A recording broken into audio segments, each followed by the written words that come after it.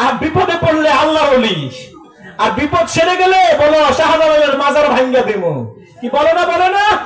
এই দেশে আমরা দেখেছি শাহজালাল রহমতুল্লাহ আলাই, শাহ ফরহান রহমতুল্লাহ আলাইহির মাজার নিয়েও কিছু মানুষের অ্যালার্জি হয়েছিল।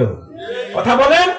শাহজালাল রহমতুল্লাহ আলাইহির মাজারকে ভেঙে দিবে 5 আগস্টের পরে অনেকে চাইছিল, কিন্তু মনে রাখবেন শাহজালালের মাজার দলমত নির্বিশেষে, শাহ ফরহানের মাজার সিলেটবাসীর গোটা বাংলার মানুষের কাছে দুর্বলতার জায়গা। কোন মাজারে যদি কোনো অনৈতিক কাজ হয় সেটার জন্য তো ওলিরা দায়ী না, সেটার জন্য দায়ী হচ্ছে ভণ্ড মাজার ব্যবসায়ী কর্তৃপক্ষগুলা। দেখবেন শাহজালাল রহমতুল্লাহ মাজারে যা আসে দান সদকা সবটাই ব্যবসায়ীগুলো ভাগ করে খায়। ঠিক কিনা বলেন?